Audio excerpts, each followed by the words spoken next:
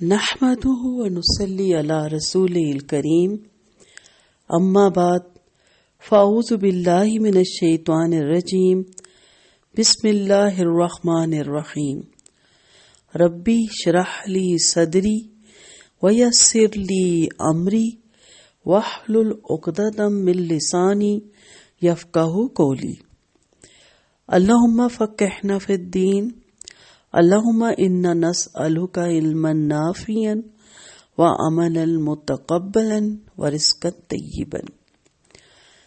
زندگی کہاں گئی؟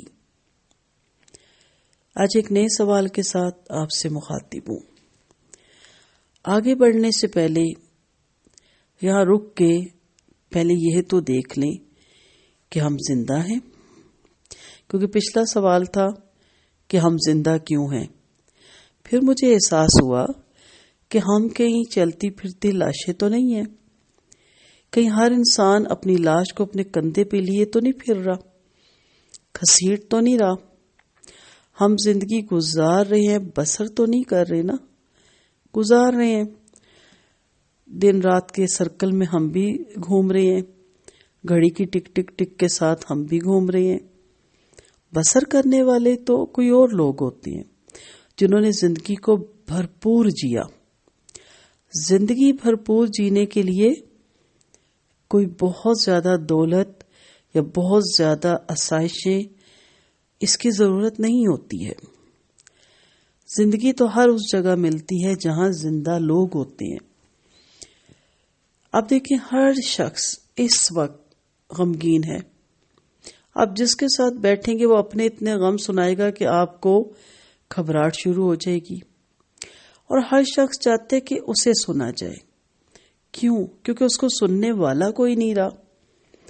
بھیڑ چال ہے، یونیورسٹیوں میں، کالج میں، آفیسز میں، بزنس میں بندہ بندے کو نہیں پہچانتا، دوڑ رہے ہیں، میٹنگز ہیں، سیمینار ہیں، بھاگ رہے ہیں، بہت سی رش میں ہیں لیکن اکیلے ہیں۔ جو دل کی سننے والے ہوتے تھے نا، جو دل کی سنتے تھے، وہ نہیں رہے لوگ۔ کچھ سال آپ پیچھے چلے جائیں، 30-35 سال، جو بڑی ایج کے میرا لیکچر سن رہے ہوں گے وہ میری بات سے بالکل ایگری کریں گے۔ چھوٹے مکان تھے یا بڑے مکان، لیکن گھروں میں زندگیاں تھیں۔ نانکا بھی آتا تھا، دادکا بھی آتا تھا۔ چھٹیوں میں نانکے بھی جاتے تھے، دادکے بھی جاتے تھے۔ پھوپھیوں کے بھی آنے کا انتظار ہوتا تھا، خالاؤں کے آنے کا بھی انتظار ہوتا تھا۔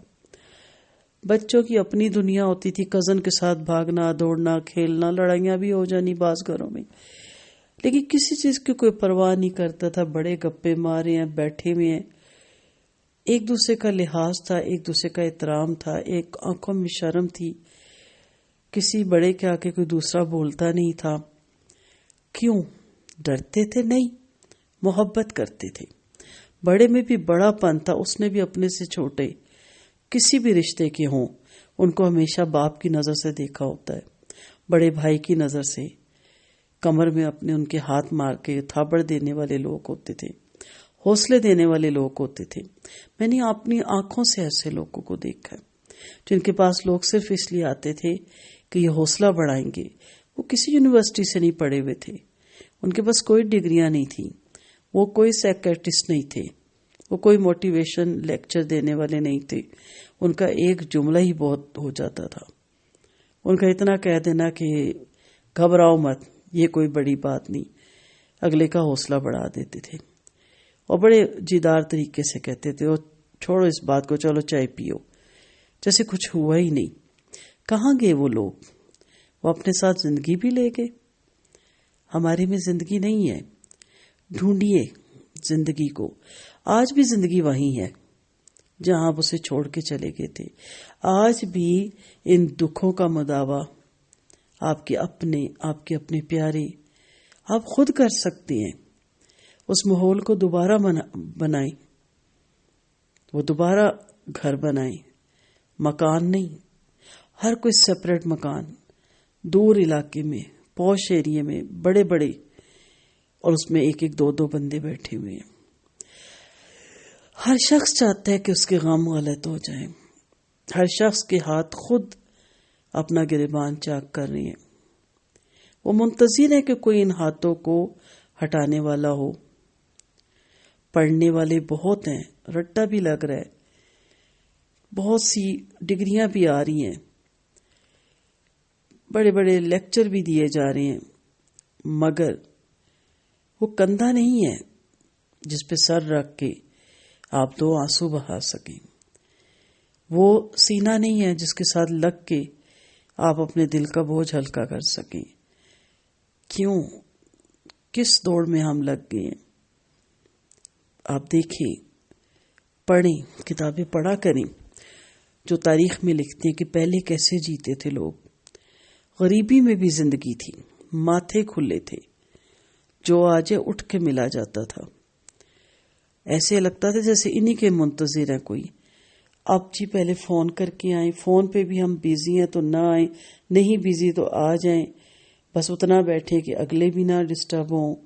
بہت سی پرابلم آ گئی ہیں اور بہت سی ایسی باتیں آ گئی، اور کوئی بن بلائے آ جائے تو ماتھے پہ سلوٹ. آنے والا بھی معذرت کر رہا ہے. آپ کو پتہ ہے آنے والا مہمان آپ کے گھر کتنی برکتیں اور رحمتوں کے ساتھ آیا ہے، اور جاتے ہوئے آپ کے گھر سے ساری پریشانیاں، دکھ، تکلیفیں لے جاتا ہے.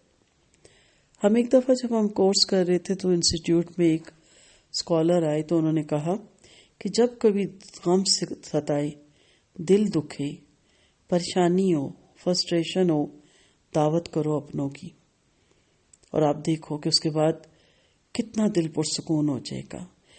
ایون کہ تنگی ہو، روزگار میں کمی ہو جائے تو بھی دعوت کرو. اب سوال پیدا ہوتا ہے کہ تنگی ہوگی تو دعوت کیسے کریں؟ یہ والی دعوت تو نہیں کہتے تھے جو ہم کرتے ہیں کہ 4 قسم کے سالن ہوں گے اور 3 قسم کی سویٹ ڈش ہوگی تو 5 قسم کے سیلڈ ہوں گے. تو یہ تو دعوت نہیں ہے نا.